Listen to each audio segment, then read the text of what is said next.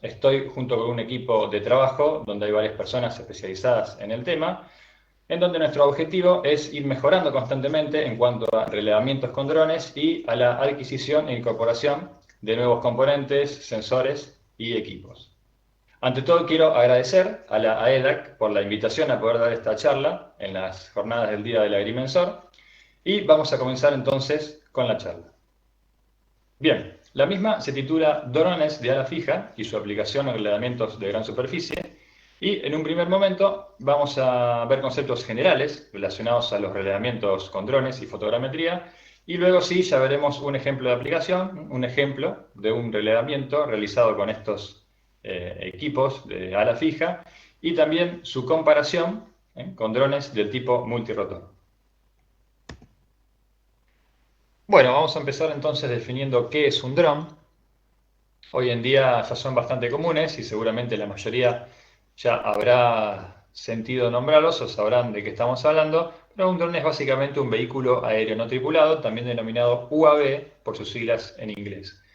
Dentro de los usos y aplicaciones podemos ver que se emplean en agrimensura, en agricultura de precisión, en seguridad, en inspección y en otras más, que esta lista seguramente se estará quedando corta porque van surgiendo cada vez nuevas aplicaciones a medida que surgen nuevas necesidades.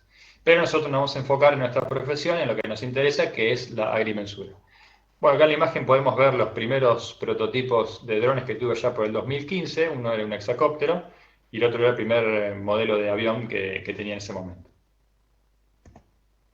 Bien, vamos a ver ahora entonces los tipos de drones que existen actualmente.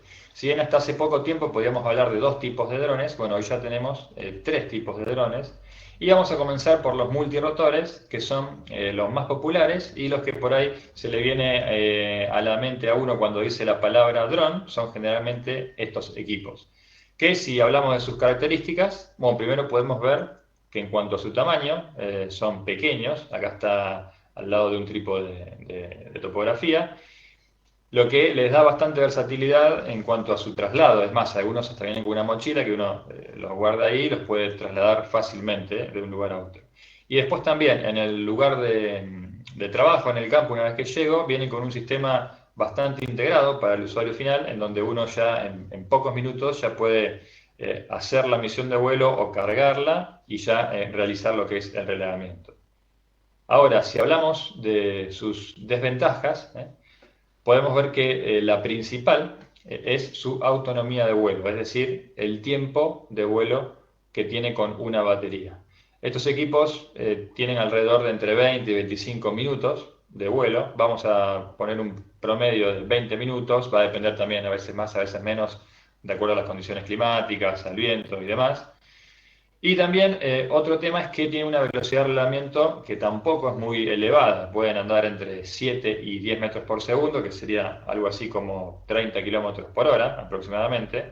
Entonces, cuando yo tenga que hacer ya relevamientos más grandes, es ahí en donde ya bueno, se vuelve poco práctico. A ver, esto no quiere decir que yo no voy a poder relevar superficies más grandes con un multirotor, pero ya me implica tener más cantidad de baterías, digamos, estar bajándolo y subiéndolo constantemente para hacer los cambios de baterías.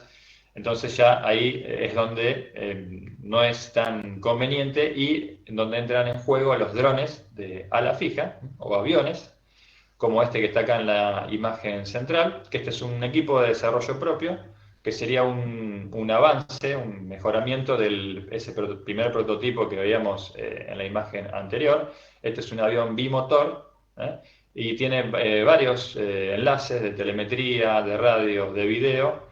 Y su ventaja es que tiene una autonomía que puede andar entre 60 a 100 minutos de vuelo de acuerdo a las configuraciones de capacidad de batería y de peso final al momento de despegue que uno le ponga.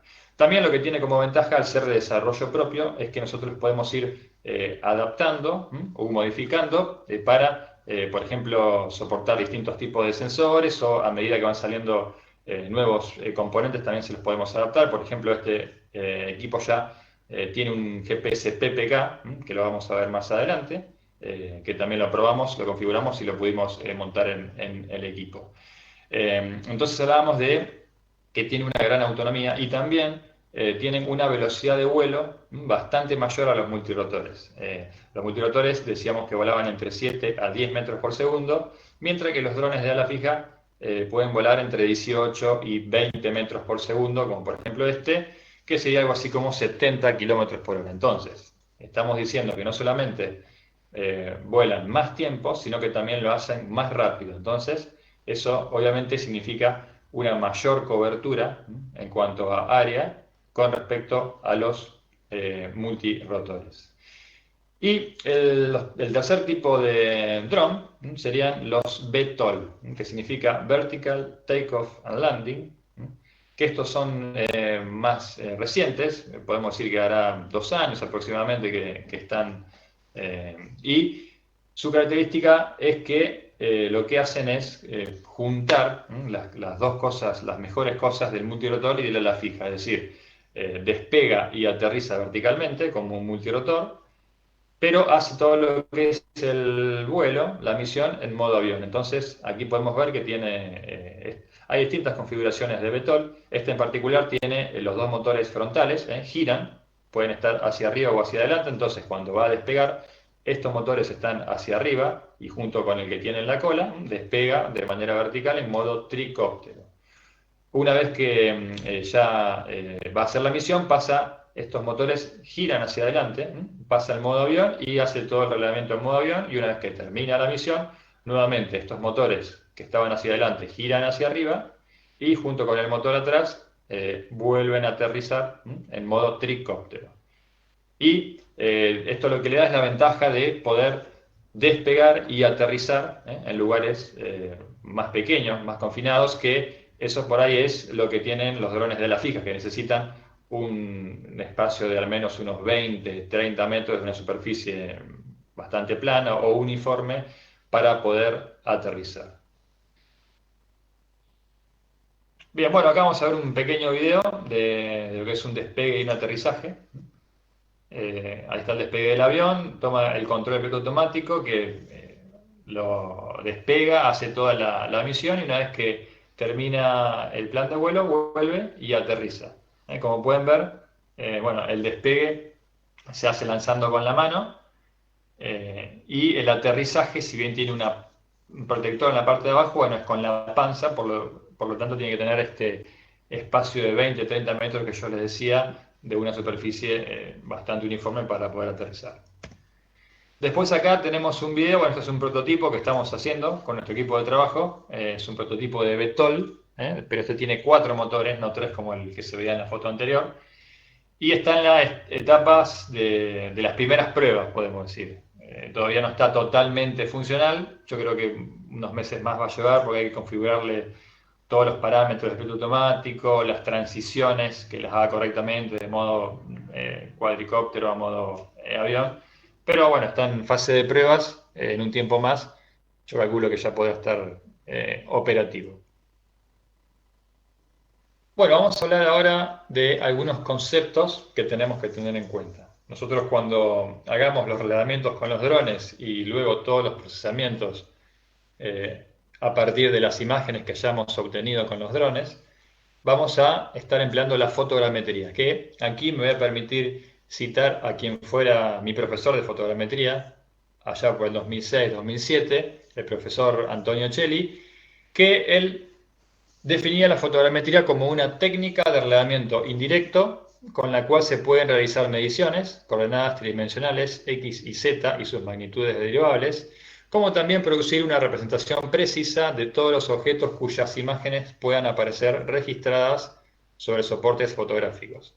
Bien, hoy en día los soportes fotográficos ya son imágenes digitales, y también gracias al avance de la tecnología y el poder de procesamiento de las computadoras actuales ya también podemos hablar de una fotogrametría digital.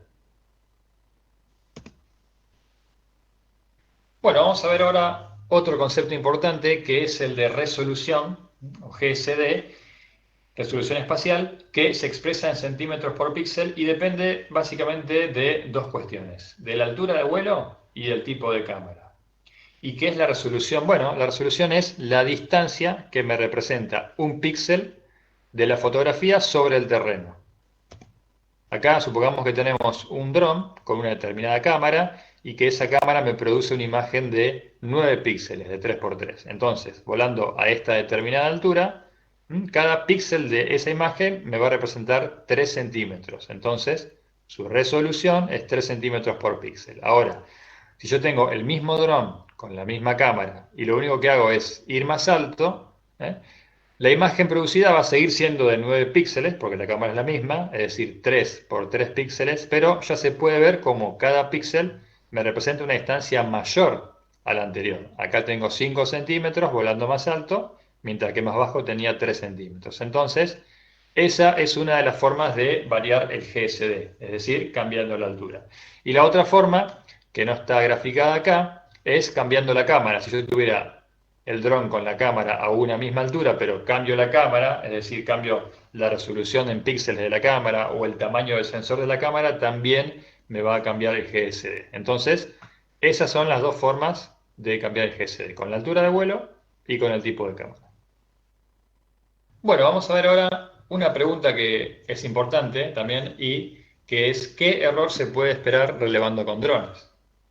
Aquí no hay una fórmula matemática para esto, pero si uno consulta distintas fuentes relacionadas a relevamientos con drones y fotogrametría, va a encontrar que se dice que el error está relacionado generalmente a la resolución GSD que hablábamos anteriormente. Entonces, en planimetría uno puede esperar obtener un error de 1 a 2 veces la resolución espacial, GSD, y en altimetría de 1 a 3 veces. Entonces, si yo hago, por ejemplo, un vuelo a 5 centímetros por píxel, puedo esperar obtener un error de 10 centímetros en planimetría y de 15 centímetros en altimetría. Ahora, como yo les decía recién, esto no es que siempre así, no es algo matemático que va a ser en todos los relevamientos iguales. Hay que tener también en consideración otras cuestiones que son importantes. En mi caso voy a nombrar tres que para mí son importantes y ellas son las siguientes. La primera de ellas es la calidad de la imagen. Ustedes imagínense que después cuando hagan todos los procesamientos lo que van a utilizar son las imágenes que obtuvo el dron. Entonces van a querer que sea de la mejor calidad posible.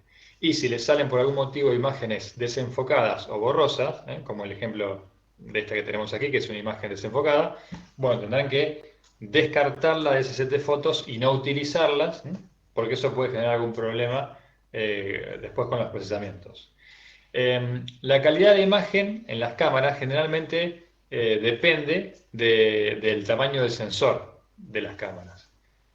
Pero ¿qué pasa? A medida que aumenta el tamaño del sensor, también vemos que va aumentando el tamaño de las cámaras y por consiguiente su peso. Y ustedes recuerden que estas cámaras después van montadas sobre el dron, sobre el avión, y que yo tengo que tratar de mantener el peso lo más bajo posible. Y aparte también porque los drones tienen una determinada capacidad de carga. Bueno, las cámaras con sensor de 1 pulgada y sensor APS-C ya obtienen fotografías de buena calidad y son las que nosotros utilizamos en nuestros drones. Otra cosa que tenemos que tener en cuenta es la planificación del vuelo y la superposición. Aquí se puede ver una grilla de vuelo típica de un relevamiento, en donde el avión lo que va a ir haciendo va a ir cubriendo toda el área realizando estas líneas paralelas, hasta cubrir toda el área de vuelo. Y a medida que vaya haciendo este vuelo, tiene que haber una superposición en las imágenes que vaya captando para que después los programas de procesamiento puedan encontrar puntos en común entre las imágenes y generar una nube de puntos. Y los tipos de superposición que hay son dos. Una que es longitudinal, que es en el sentido de avance del avión, y otra que es transversal, que es entre líneas paralelas. Y lo que se recomienda es que la superposición longitudinal, es decir, en el sentido de avance, sea de un 80% y que la superposición transversal esté entre un 60 y un 70%. Supongamos que tenemos un terreno más que nada plano, entonces tal vez podremos usar un 60%, y si el terreno se hace más ondulado, bueno, tal vez tengamos que usar un 70%. Eso dependerá ya de cada caso en particular y se verá al momento de hacer cada relevamiento. Y como tercer punto a tener en cuenta, tenemos el apoyo terrestre, el apoyo de campo, que consiste en dejar marcas visibles sobre el terreno con equipos de topografía, como puede ser un GPS o una estación total. Estas marcas pueden ser, bueno, como tenemos aquí arriba, una marca de pintura sobre el terreno, o también puede ser una lona, en donde yo tenga perfectamente identificado cuál es su centro, el punto que voy a medir con el GPS. O a veces también nos encontramos en el terreno con puntos que yo también puedo utilizar, como puede ser un vértice de una senda peatonal, por ejemplo. Tienen que ser puntos que yo luego identifique perfectamente en la imagen. Y estos puntos los podemos dividir en dos tipos, puntos de apoyo o puntos de control. Los puntos de apoyo son los que yo voy a utilizar luego cuando haga el procesamiento, y me van a servir para girar, para escalar, para trasladar, podemos decir, para anclar esa nube de puntos que yo estoy generando a estos puntos de apoyo, a este sistema de referencia que yo tengo. Y los puntos de control son puntos que también están medidos con equipos de topografía, pero no entran dentro de ese ajuste, dentro de ese anclaje que yo estoy haciendo de esa nube con los puntos de apoyo. Y sí me sirven, porque una vez que yo genere, por ejemplo, mi ortofoto y mi modelo digital de elevaciones, que es esto que estamos viendo aquí coloreado, yo supongamos que este punto de control es esta lona. Entonces, una vez que yo tengo mi modelo generado, voy a poder identificar el centro de esa lona en el modelo que yo generé y voy a poder extraer su coordenada X y Z. Y por otro lado, también voy a tener la coordenada X y Z que yo medí con el GPS en ese mismo punto. Entonces ahí es donde yo voy a poder saber cuál es mi error real en ese punto y así también con los demás puntos de control que yo haya dejado. Entonces vemos que tengo que tener puntos de apoyo y también puntos de control para poder conocer la calidad del relevamiento, para poder conocer cuál es el error que yo estoy teniendo en ese relevamiento. Bueno, hasta ahí fue un poco de conceptos generales a tener en cuenta en relevamientos con drones. Y ahora ya sí vamos a ver un ejemplo de aplicación que es este relevamiento de 27.500 hectáreas.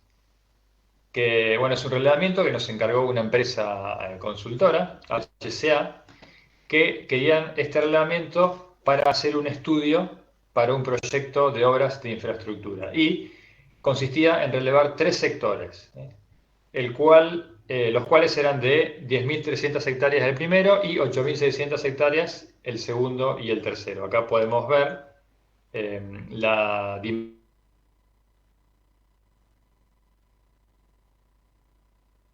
dimensión de cada uno de estos sectores, donde tenían aproximadamente entre 2 y 3 kilómetros de largo y 8 kilómetros de alto. El reglamento fue llevado a cabo con drones de ala fija. Acá en la imagen podemos ver los dos modelos que tenemos. Y vamos a ver un poco las características de estos equipos. La autonomía, como habíamos dicho al principio, es entre 60 a 100 minutos, de acuerdo a la configuración de capacidad de las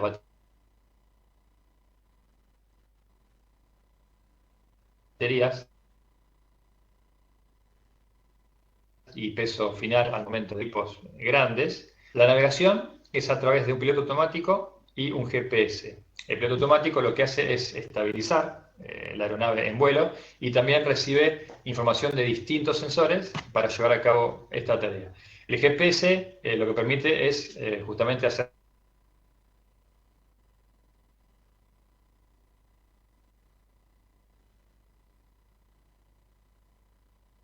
la navegación a través de los diferentes en canales separados, es tener una redundancia. Es decir, si yo a lo mejor pierdo la señal de radio, pero aún tengo la señal de telemetría, bueno, le podré dar órdenes a través de la telemetría, como por ejemplo que vuelva al lugar de despegue o que se quede haciendo círculos en el lugar, si por algún motivo necesitara hacerlo, o puede suceder al revés. A lo mejor pierdo la señal de telemetría, pero tengo la señal de radio y la señal de video, entonces también a través de esas señales de la de radio lo puedo manejar, le puedo dar órdenes a través del switch de la radio y demás. Entonces, esto lo que me permite es tener esta seguridad en cuanto a si pierdo un enlace, puedo seguir teniendo otro para poder seguir operando el avión. De todos modos, se puede configurar para que si pierde alguno o varios de los enlaces, automáticamente también retorne al lugar de despegue. En cuanto a GPS, los equipos tienen incorporado dos GPS. Uno que es el de la navegación, que hablábamos recién, y otro que es un GPS PPK, que es un GPS de precisión, y lo que me permite es, después una vez en gabinete y luego de hacer un postproceso, yo puedo obtener las coordenadas de cada una de las imágenes que tomó el avión con precisiones centimétricas. Entonces, cuando haga los procesamientos, ya al tener las coordenadas de las imágenes con esa precisión, bueno, me va a quedar un modelo de buena precisión, y también lo que me permite hacer esto es tomar menos cantidad de puntos de apoyo en el terreno, que a veces, y en trabajos grandes, una de las cosas que más tiempo lleva es la parte de puntos de apoyo. Bueno, con este GPS lo que me permite es tomar menos cantidad.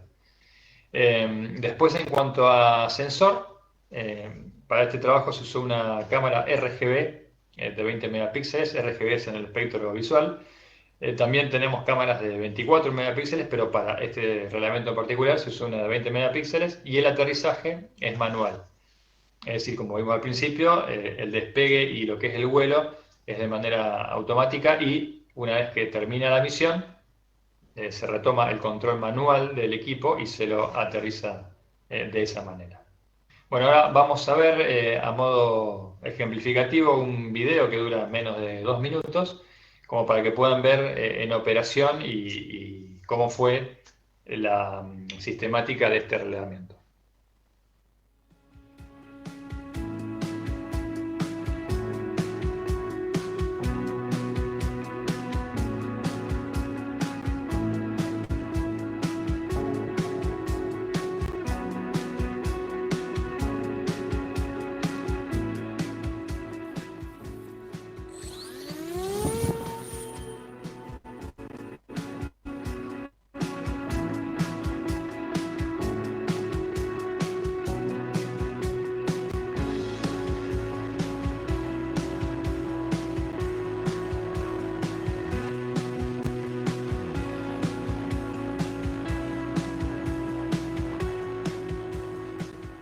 Estamos volando en este momento con las antenas de telemetría de video de largo alcance, monitoreando el vuelo a través del plan de vuelo, y en 1 hora aproximadamente saldremos con el otro avión.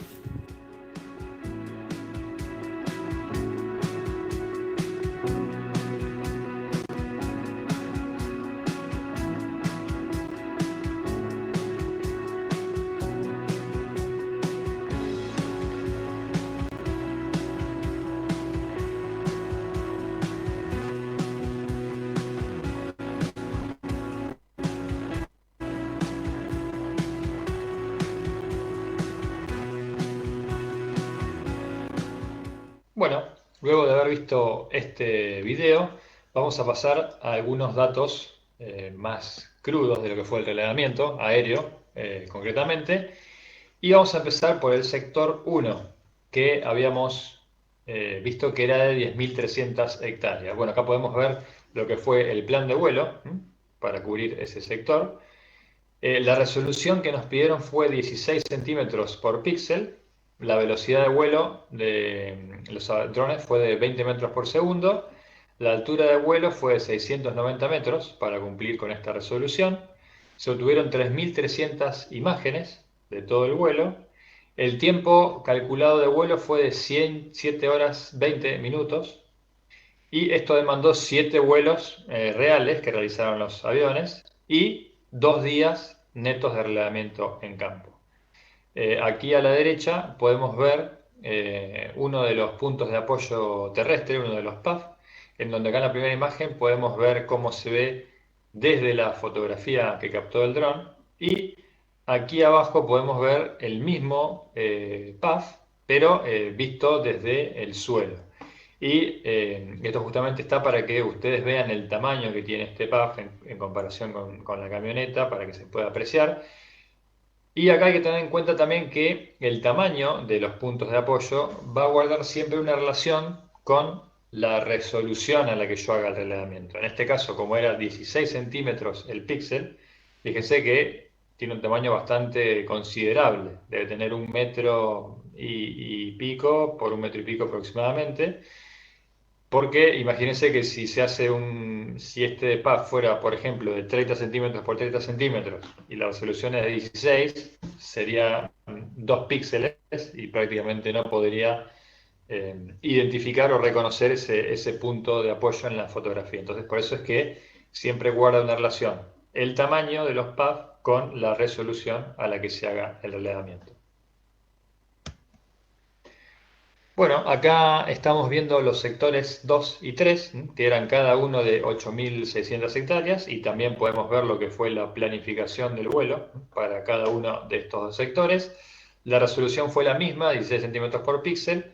La velocidad de vuelo, 20 metros por segundo de los aviones. La altura de vuelo, también 690 para cumplir con esa resolución.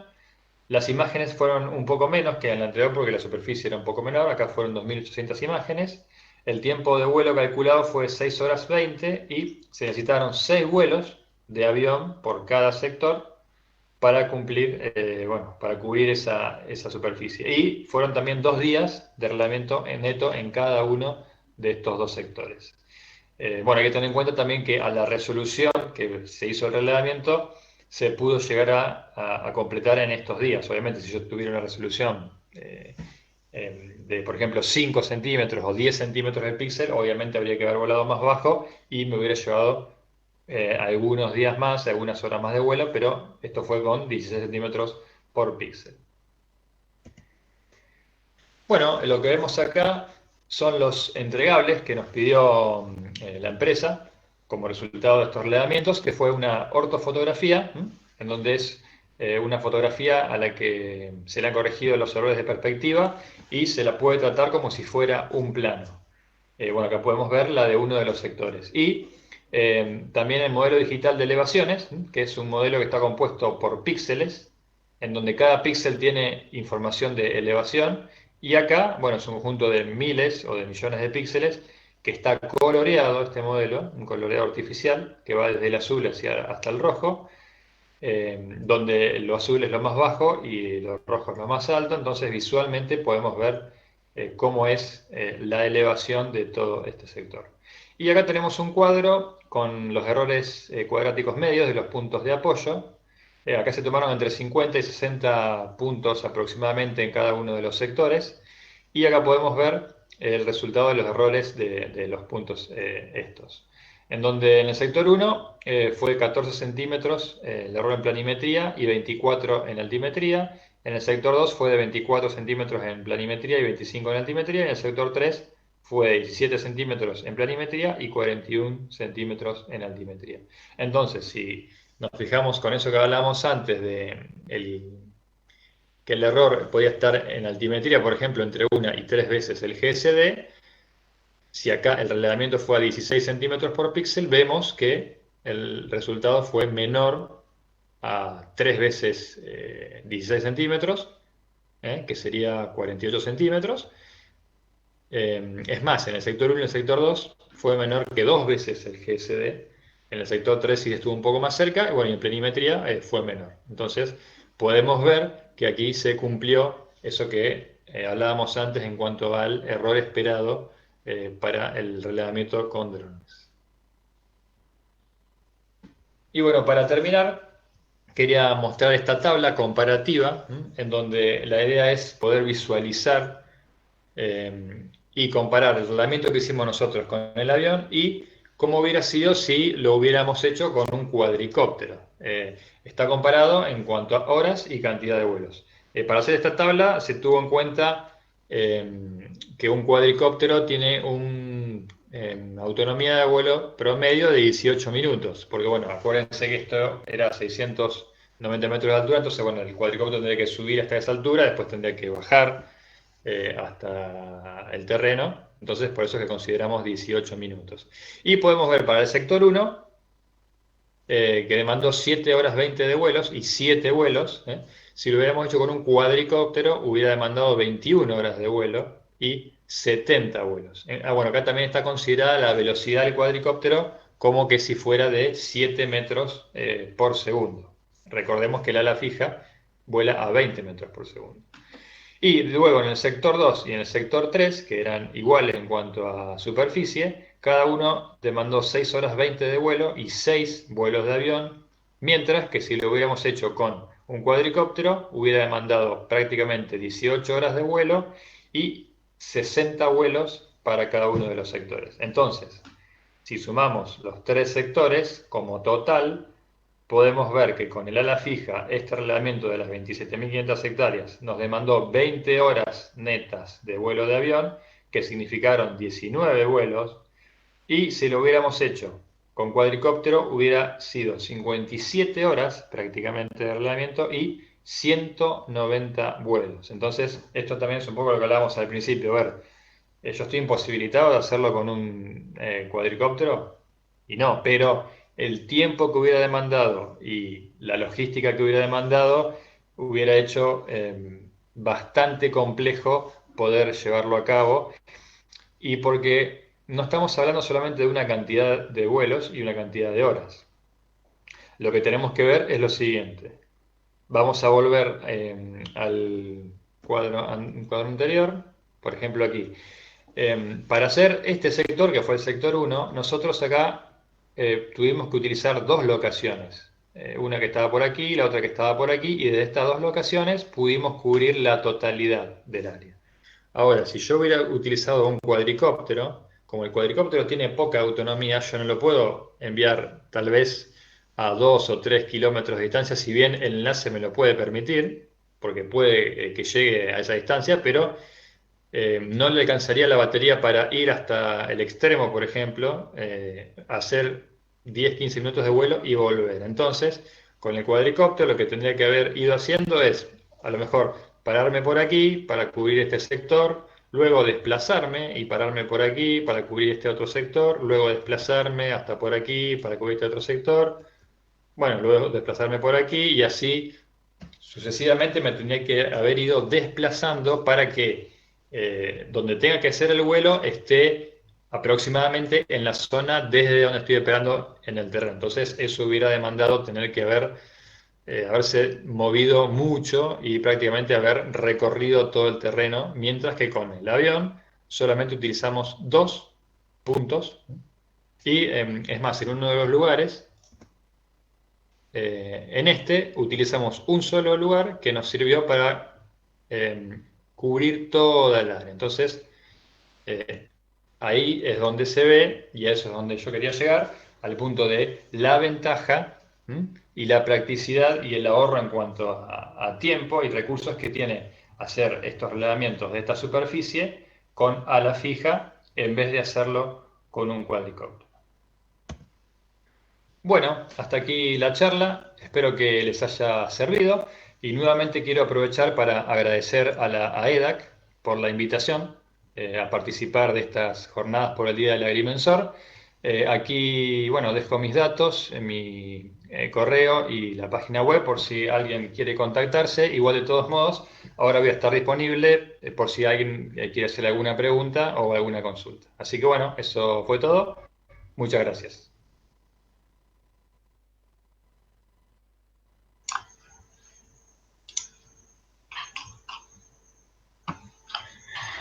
Bueno, buenas tardes. Acá me acabo de conectar a esta sala. Veo que hay algunas preguntas. ¿Me escuchan bien? Hola, vamos a realizar las consultas.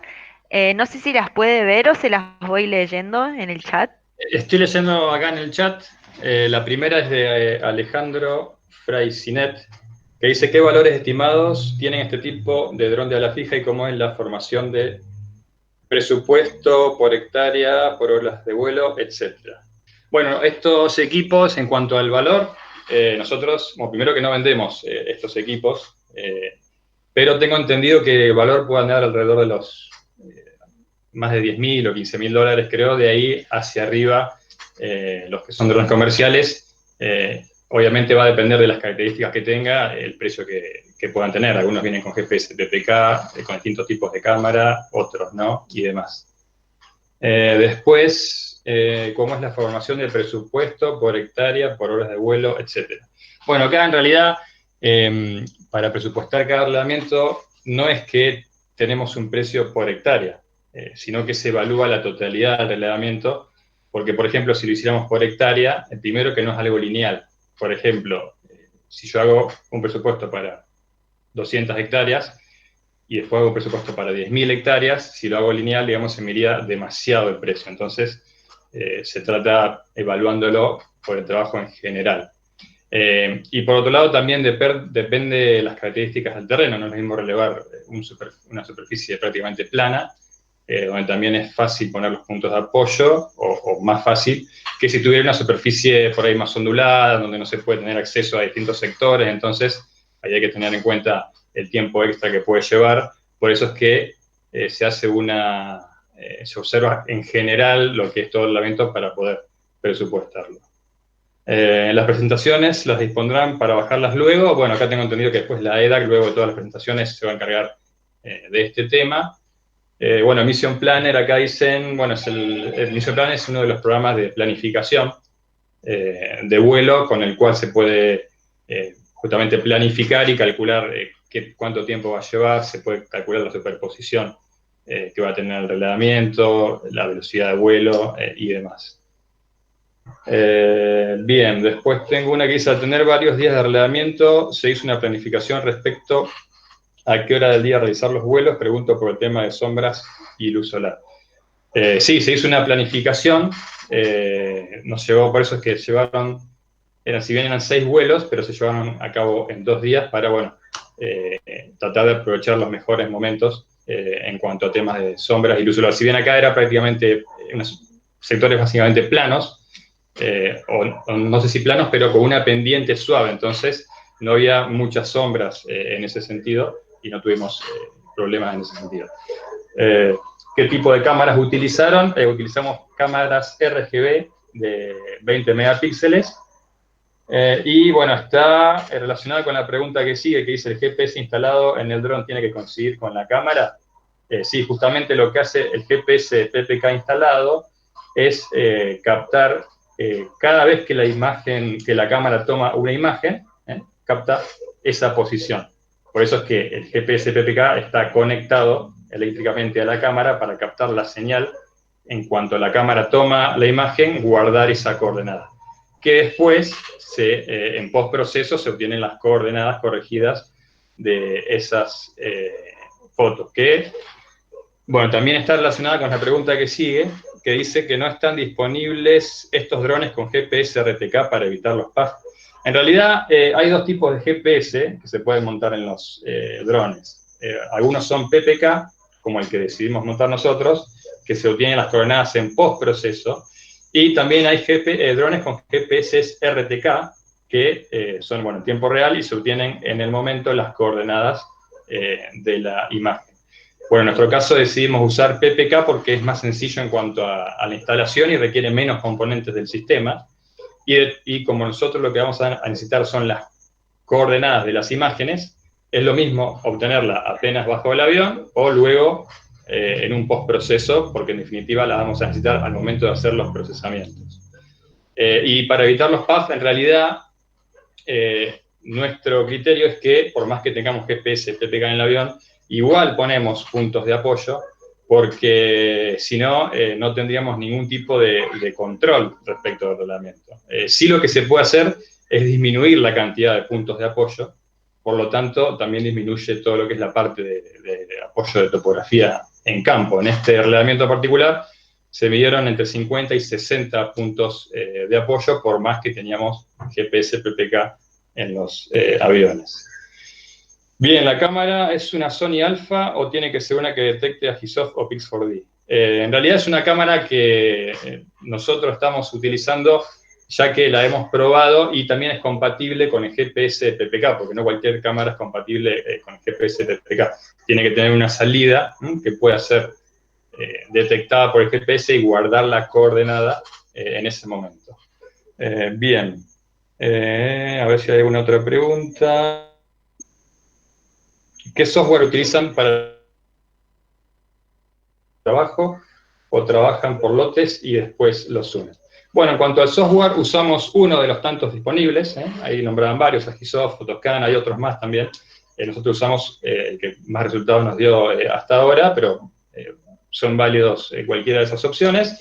En cuanto a juntar todas las fotos en un solo trabajo o trabajar por lotes, en nuestro caso, como hacemos un solo plan de vuelo, entonces cada vez que el dron retorna, el próximo vuelo va justamente a donde terminó el vuelo anterior. Entonces lo tratamos como si fuera un solo vuelo grande, podemos decir, por más que en realidad sean varios vuelos de avión.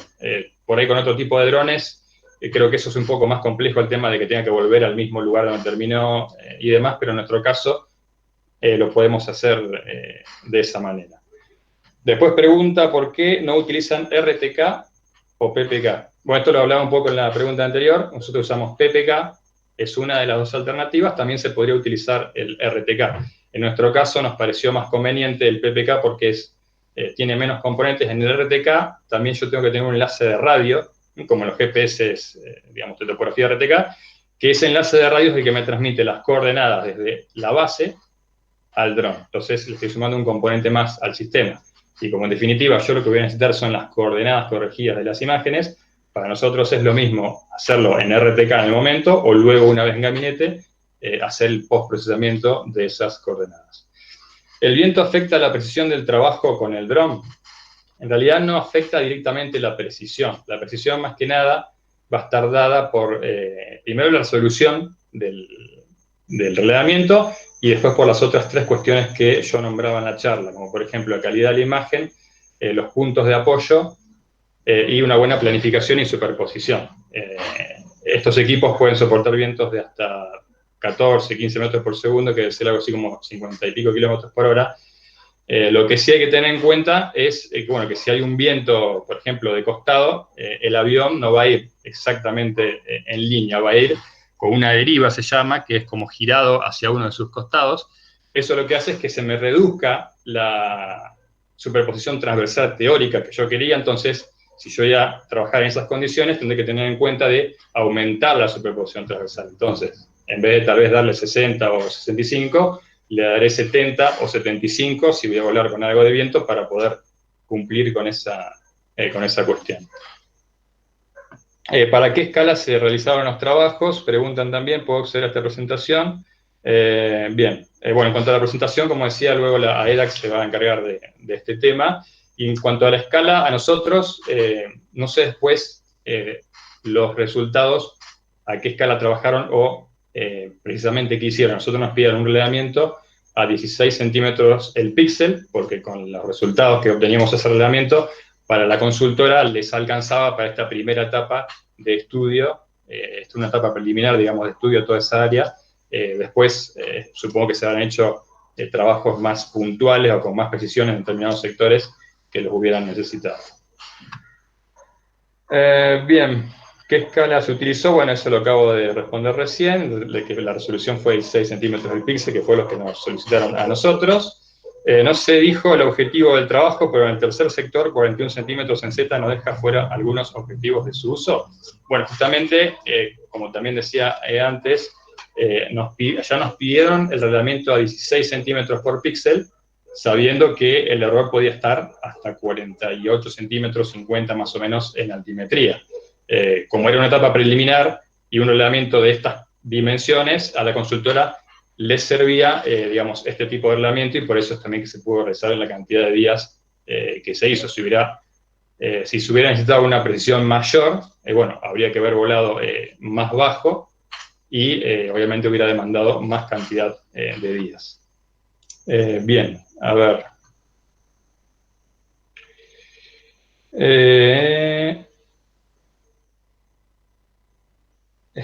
Esperen porque estoy perdido, se me salió el chat, estoy viendo acá las preguntas que son varias. Estaba en ¿qué tipo de receptor PPK usaron? ¿Estudiaron diferencia entre modelos con apoyo PPK y contra solo PPK de las fotos? Bien, el tipo de receptor PPK es un receptor simple frecuencia, el que estamos utilizando en este momento, pero también, como decía al principio del video, está o ya salió en realidad un equipo PPK doble frecuencia. Bueno, nuestra idea es adquirirlo para poder probarlo primero y poder instalarlo y mejorar lo que es la capacidad del dron.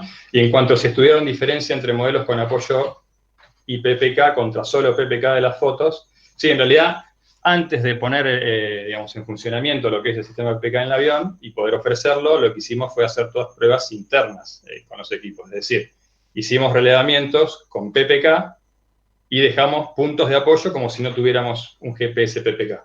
Entonces, comparamos los dos resultados y en el que no se utilizó ningún punto de apoyo, se obtuvieron los resultados esperados con las precisiones que esperábamos. Pero, también como decía anteriormente, de todos modos, siempre dejamos puntos de apoyo, por más que tengamos el GPS PPK en los aviones, para poder tener un control en los resultados.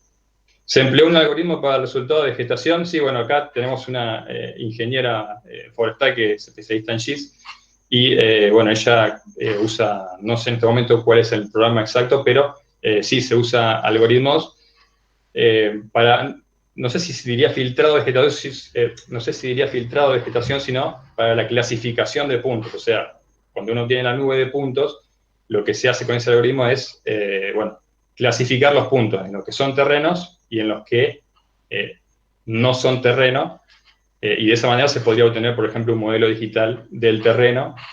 Pero en este reglamento en particular, a nosotros no nos pidieron eso, ni nos pidieron ninguna clasificación, solamente les alcanzaba con el modelo digital de elevaciones, que era un modelo digital de superficies y que incluía todos los elementos por encima, como por ejemplo vegetación, edificaciones y demás. Y también por eso, bueno, es que no hicimos las curvas de nivel, porque para hacer las curvas de nivel sí habría que tener el modelo digital del terreno en vez del modelo digital de superficies. Bien, ¿cuánto reduce en porcentaje los PAF con el uso de PPK? Bueno, acá no hay tampoco un número en cuanto a porcentaje o una fórmula que nos diga cuánto reducir. Nosotros, después digamos, de varias pruebas que hemos hecho, como les comentaba anteriormente, en algunas pruebas y utilizando 0 puntos de apoyo y usando todo solamente con PPK, daban buenos resultados.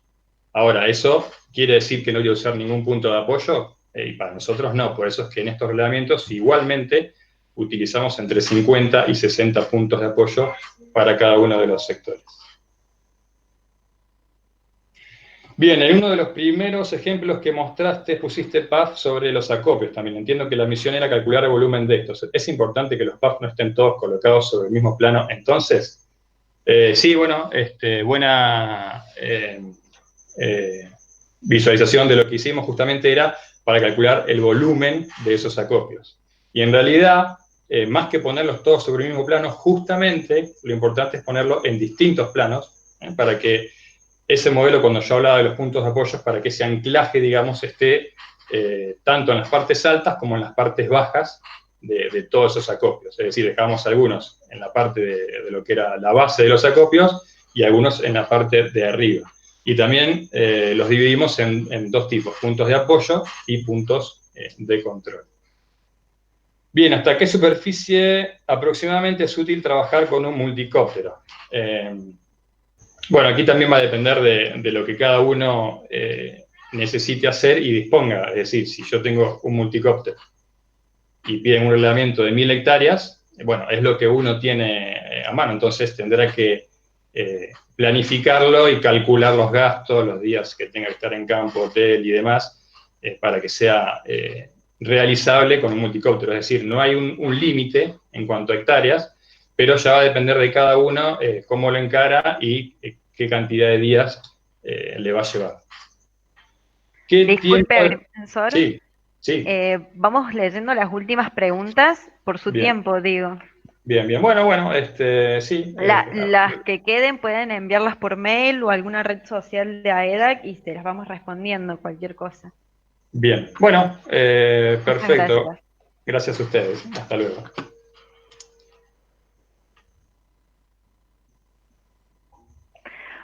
Bueno, muchísimas gracias a todos los que asistieron a esta primera jornada de disertaciones. Queríamos disculparnos por el cambio repentino de horarios con el cronograma original. Esto se debe a que superamos ampliamente la capacidad de personas para una sola plataforma de Meet y decidimos abrir dos en paralelo para que nadie quede fuera de las disertaciones y todos puedan realizar las consultas deseadas a los profesionales. A última hora del día de hoy o mañana a primera hora serán enviadas los mails con las invitaciones a las disertaciones del día jueves. Allí se va a aclarar cuál sala comenzará en el horario del cronograma y cuál 15 minutos después. También puede darse la posibilidad de una tercera sala por la cantidad de inscriptos, con un retraso de 30 minutos del cronograma original. Desde ya le pedimos nuevamente disculpas por los inconvenientes y esperamos que hayan disfrutado y nutrido de conocimientos con las disertaciones del día y que nos acompañen los días restantes. Cualquier consulta pueden comunicarse por las redes sociales o en mail de AEDAC, compartidos por acá por el chat. Muchísimas gracias a todos.